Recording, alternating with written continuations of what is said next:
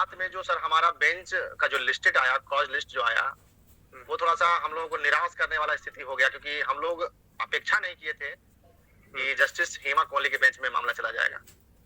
और उसी समय से पूरा अफरा-तफरी का माहौल है, पूरा जो है टीम हमारा जो है, हमारे यारों से लेके सारे लोग तनाव में है। इसलिए कि यहाँ पे जिस वकील को हम लोगों ने डिसाइडेड किया था, जो सारा देख रहे थे, अब थोड़ा-सा यहाँ पे आपको पार्टी पॉलिसी वाला मामला को लेके थोड़ा-सा तनाव की स्थिति है, क्योंकि आपको पता है कि सब बेंच में सारे वकील नहीं चलते हैं। सभी बेंचों में फेस वैल्यू अलग-अलग होता है, और ये जो बेंच है, ये या बेंच में हम पार हो जाएँगे या फिर बहुत बुरा स्थिति होगा। क्योंकि ये बेंच में सर ऑलरेडी एनआईओएस का मामला जा चुका है और बहुत फटकार लगा है एनआईओएस के बारे में। इनके दिमाग में बहुत जो है गलत नकारात्मक चीजें भरी हुई है। आप जो वेस्ट बंगाल का जो मामला था उसको लेके, अब हम लोग सर इसको कैसे हम लोग हैंडल करें, कैसे सॉल्व करें, उसके लिए सर हम लोग रात दिन लगे हुए हैं। रात से हम लोग इतना परेशान है।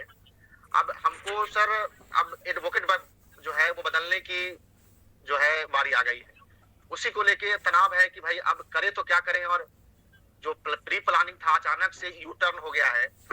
तो सर सुबह से ही हम लोग लगातार मीटिंग के दौर में रहे हैं, लगातार सुबह से अभी हम लोग जस्ट होटल पहुंचे हैं, और फिर से हम आधे घंटे में आपसे, क्योंकि अभ्यर्थियों का इतना फोन आ रहा है कि मुझे, क्योंकि बेचैनी लोगों का बढ़ा हुआ है, जवाब फोन पे हम इसीलिए आपके माध्यम से लोगों को कहना चाहते हैं कि अभी प्लीज 15 तारीख तक कृपा करके कोई फोन ना करे।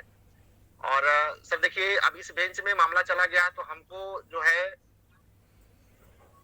आप कह सकते हैं कि हमको अब वकील जो है बदलना होगा, क्योंकि आगे हो सकता है हम कपिल सर के साथ रहें, लेकिन अभी जो हमारा जो मामला है, अभी जैसे ही मामला खराब हुआ तो हम सबसे, जो देश के सबसे बड़े वकील हैं, उनके पास हम लोग गए थे, हरीश साल्वे के पास, लेकिन उनसे नहीं हो पाया डील, क्योंकि वो विदेश में रह के बहस करेंगे, और यदि वो दिल्ली आते हैं तो उनका फीस हम लोग नहीं दे पाएंगे, इतना बड़ा बजट है उनका।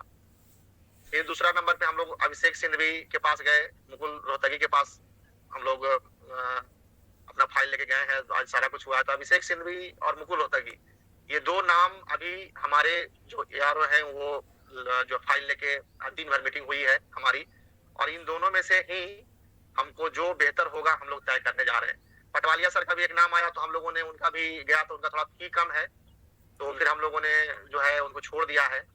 और अभिषेक सिंघवी में एक और मामला फंस रहा है कि बीएड की तरफ से सुनवाई एक हेयरिंग कर चुके हैं पिछले बार, तो ये भी एक थोड़ा सा, हालांकि इससे कोई दिक्कत नहीं है, लेकिन फिर भी मन में संशय थोड़ा सा बन रहा है। मुकुल रोहतगी के बारे में बताया जा रहा है कि ये एक अटॉर्नी जनरल भारत सरकार में रहे हैं, बीजेपी सरकार में 2014 से 2017 तक, और ये जो है इनको और लगातार बोला गया था, क्योंकि बीजेपी सरकार 2014 में आई थी, और 2014 से 17 तक ये बीजेपी के चहेते माने जाते हैं, और बेंच भी हमको उसी तरह का मिला है। तो हमारे एआरओ का दबाव है कि, दबाव क्या मतलब, वो तो स्वतंत्र है कि आप जो आप कहें फी आपको देना है, आप तय करें कि किनको रखना है।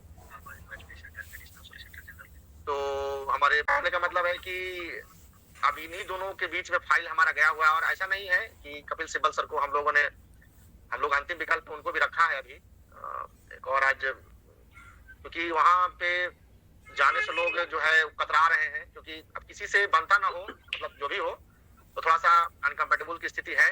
बट हम लोग देख रहे हैं कि कैसे इसको सॉल्व करना है। जो सर टॉप 5 वकील हैं पूरे देश में, उन्हीं को हम लोग कोई एक को चुनेंगे। हम लोग सर वकील से समझौता नहीं करेंगे, क्योंकि हमको इसमें हमारी सांसें, जिंदगी सब लगा हुआ है। तो हम लोग का जो रुझान है वो मुकुल रोहतगी के पक्ष में अभी जा रहा है, लेकिन इसका निर्णय, अंतिम निर्णय कल होना है, या अभिषेक सिंघवी के साथ हम जाएंगे या मुकुल रोहतगी के साथ जाएंगे। कपिल सिब्बल को भी अंतिम विकल्प में रखा गया, 3 नंबर पर हम लोगों ने रखा है, लेकिन क्योंकि जो जिससे बात माने उनसे बात मनवाने की काम चल रहा है, और कई बातें हैं जो यूट्यूब के माध्यम से नहीं बताया जा सकता है। वो कई लोग ये सीनियर थे, हमारे मुकेश रोहतगी सीनियर थे, और उसी दरमियान बहुत बातें हैं जो खुल के नहीं बताया जा सकता है। कई लोग जो है न्यायालय के बारे में आप जो खुल के ऊपर प्लेटफॉर्म पे नहीं बोल सकते। आप यह कहिए, आप समझिए कि हम लोगों ने जितने टॉप वकील हैं, 5 टॉप वकील हैं हमने जो चयन किया है ऊपर से, उन 5 में 2 लोगों का नाम हम लोगों ने कंफर्म कर लिया है। कल तक हम लोगों ने, हालांकि फाइल हमारी अभी मुकुल रोहतगी के पास फाइल गया है, शाम में भी हम ब्रीफिंग एक बार होगा। इन दोनों में जो संतुष्ट कर पाएंगे हमें, जो बेहतर तरीके से हमारा बात को रख पाएंगे, वो हम लोगों ने डिसाइड कर लेंगे।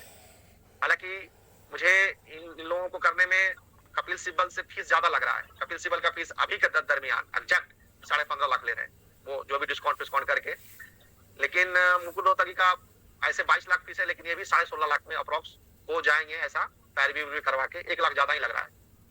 तो मैं समझता हूँ कि अब देखिए कल तक जब तक अंतिम जब तक नहीं हो जाता है, तब तक हम कंप्रोमाइज ये नहीं कर रहे हैं कि हमको हर हाल में मामला को एक्सेप्ट करवाना है सर, एंट्री करना है।